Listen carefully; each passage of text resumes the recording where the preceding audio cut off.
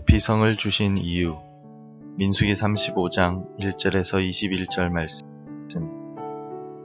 여호와께서 여리고 맞은편 요단 강가 모압 평지에서 모세에게 말씀하여 이르시되, 이스라엘 자손에게 명령하여 그들이 받은 기업에서 레위인에게 거주할 성읍들을 주게 하고, 너희는 또 그 성읍들을 두르고 있는 초장을 레위인에게 주어서 성읍은 그들의 거처가 되게 하고 초장은 그들의 재산인 가축과 짐승들을 들 곳이 되게 할 것이라. 너희가 레위인에게 줄 성읍들의 들은 성벽에서부터 밖으로 사방 1000규빗이라. 성을 중앙에 두고 성 밖 동쪽으로 2000규빗, 남쪽으로 2000규빗, 서쪽으로 2000규빗, 북쪽으로 2000규빗을 측량할지니 이는 그들의 성읍의 들이며, 너희가 레위인에게 줄 성읍은 살인자들이 피하게 할 도피성으로 6성읍이요 그 외에 42성읍이라. 너희가 레위인에게 모두 48성읍을 주고 그 초장도 함께 주되, 너희가 이스라엘 자손의 소유에서 레위인에게 너희가 성읍을 줄 때에 많이 받은 자에게서는 많이 떼어서 주고 적게 받은 자에게서는 적게 떼어 줄 것이라. 각기 받은 기업을 따라서 그 성읍들을 레위인에게 줄지니라. 여호와께서 또 모세에게 말씀하여 이르시되, 이스라엘 자손에게 말하여 그들에게 이르라. 너희가 요단강을 건너 가나안 땅에 들어가거든 너희를 위하여 성읍을 도피성으로 정하여 부지 중에 살인한 자가 그리로 피하게 하라.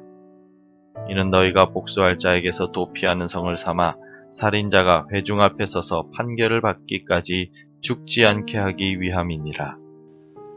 너희가 줄 성읍 중에 6을 도피성이 되게 하되, 세 성읍은 요단 이쪽에 두고 세 성읍은 가나안 땅에 두어 도피성이 되게 하라.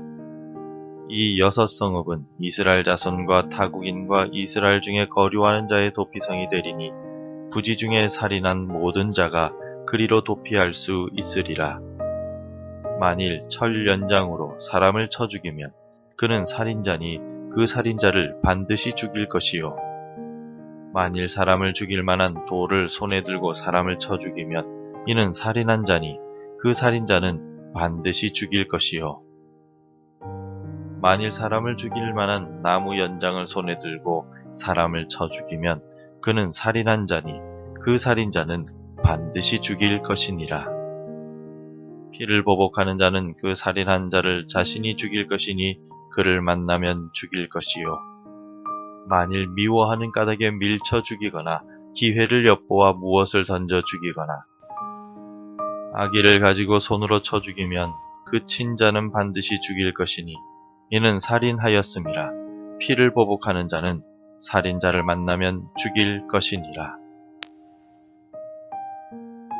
고대 근동 사회에서는 복수의 한계가 없었습니다. 그래서 원수가 되는 사람뿐만 아니라 그의 모든 일가 친척까지 학살하는 경우가 빈번했습니다. 그래서 하나님께서는 살인하지 말라라는 십계명의 말씀을 주셨고, 아버지의 죄 때문에 자녀가 피해를 봐서는 안 된다라고 규정하셨습니다. 이 같은 규정을 통하여 죄를 지은 사람 외에 억울하게 생명을 잃는 사람이 없게 하셨고, 복수가 계속해서 이어지는 일을 막으셨습니다. 오늘 본문의 말씀은 이 같은 살인과 복수에 관련된 말씀으로 하나님께서는 의도성이 없는 살인과 의도적인 살인을 구별하셨습니다. 하나님께서는 먼저 의도성이 없는 살인에 대해서는 도피성으로 피해서 복수자로부터 생명을 지킬 수 있도록 하셨습니다. 이 6성읍은 이스라엘 자손과 타국인과 이스라엘 중에 거류하는 자의 도피성이 되리니 부지 중에 살인한 모든 자가 그리로 도피할 수 있으리라. 아멘. 하나님께서는 레위인들이 이스라엘 각 지파 속에 흩어져 살도록 하시며 48개의 성들을 주셨습니다. 그리고 48개의 레위인들의 성들 중에서 6개는 도피성, 아레이 하미클랏으로 지정해 주셨습니다. 이 도피성은 의도성이 없이 실수로 다른 사람들의 생명을 해친 사람들이 피하여 정식 재판을 받을 때까지 복수자로부터 자신들의 생명을 지킬 수 있도록 하기 위해 지정해 주신 것입니다. 도피성에는 이스라엘 사람들뿐만 아니라 하나님을 섬기는 이방인들도 피할 수 있었습니다. 하나님께서는 또한 의도성이 있는 살인에 대해서는 도피성으로 피해도 아무런 소용이 없다고 말씀하셨습니다. 아기를 가지고 손으로 쳐 죽이면 그 친자는 반드시 죽일 것이니 이는 살인하였음이라. 피를 보복하는 자는 살인자를 만나면 죽일 것이니라. 아멘. 의도를 가지고 살인한 자는 반드시 사형에 처하라고 하나님께서 명령하셨습니다. 도구를 가지고 다른 사람들을 죽인 사람 역시 의도성이 있다고 판단되며 이들은 도피성으로 피한다 할지라도 도피성의 재판관이나 장로들에 의해 유죄 판결을 받고 사형에 처해졌습니다. 따라서 하나님께서는 의도적인 살인을 절대로 용납하지 않으셨습니다.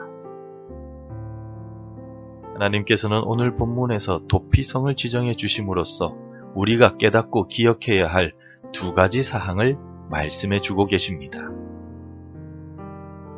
첫 번째는 상대방의 말에 먼저 귀를 기울이라는 것입니다. 하나님께서는 의도치 않게 실수로 사람의 생명을 해친 사람에게는 도피성을 제공해 주셨습니다. 따라서 도피성으로 피한 사람은 자신이 의도치 않게 행한 일들을 도피성의 재판관이나 장로들에게 상세하게 밝혀야만 했습니다.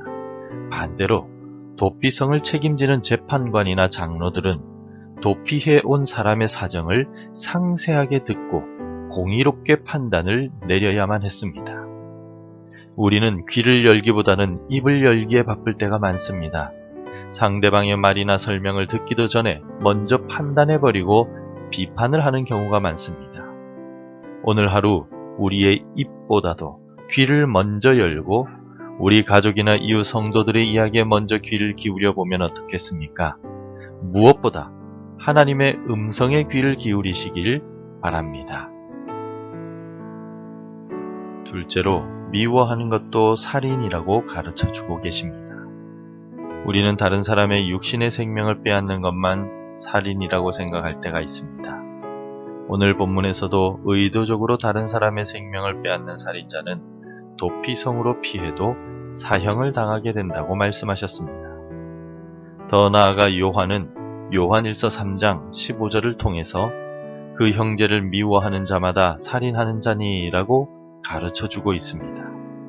다시 말해서 육신의 생명을 빼앗는 것도 살인이지만 상대방을 미워하고 마음을 상하게 하는 것도 일종의 살인입니다. 예수님이 원수까지 사랑하라고 하신 것도 원수를 위한 것이 아니라 우리가 미워함으로써 살인죄를 저지르지 않도록 하시기 위함입니다. 미움이 아니라 사랑을 베풀고 미움이 있는 곳에 사랑을 심는 사랑의 사람이 되길 바랍니다. 무엇보다 하나님을 사랑하는 하루로 만들어 갑시다. 오늘 본문에서 하나님께서는 가나안 땅에 들어간 이후에 레위 지파에게 48개의 성읍을 주라고 말씀하시고 그 성읍들 중에 6개는 도피성으로 삼으라고 명령하신 내용입니다. 이 도피성에는 실수로 다른 사람을 죽인 사람이 정당한 재판을 받을 때까지 생명을 보호받을 수 있는 장소였습니다. 오늘 우리에게도 영원한 도피성이 있습니다. 바로 우리 주 예수 그리스도이십니다. 환난을 당한 자, 슬픈 마음이 있는 자, 외롭고 괴로운 자, 원통하고 억울한 자가 피할 수 있고 어떤 죄인이라도 진심으로 회개할 때 용서함을 받을 수 있는 영원한 도피성이신 예수님이 계십니다. 우리 주 예수 그리스도를 찬양하며 감사하며 오늘을 살아갑시다. 기도하겠습니다. 우리의 영원한 피난처가 되시는 예수님, 영원한 멸망밖에 없었던 죄인인 우리를 구원해 주시고 참된 위로와 평안을 허락해 주셔서 감사합니다. 우리의 위로자이자 피난처가 되시는 주님과 동행하며 살아가게 하시고 우리 마음에 하늘의 평안을 허락해 주옵소서. 예수님의 이름으로 기도드립니다. 아멘. 계속해서 함께 기도해 주시기 바랍니다. 주의 말씀에 순종하며 사랑하는 삶을 살게 하소서. 전쟁과 분열과 다툼이 있는 곳에 참된 평화를 주소서. 우리 교회가 복음을 전파하는 교회 되게 하소서. 복음 전해야 할 한 사람이 생각나게 하소서. 오늘도 말씀대로 살아가며 열매 맺는 하루가 되시기를 축복합니다.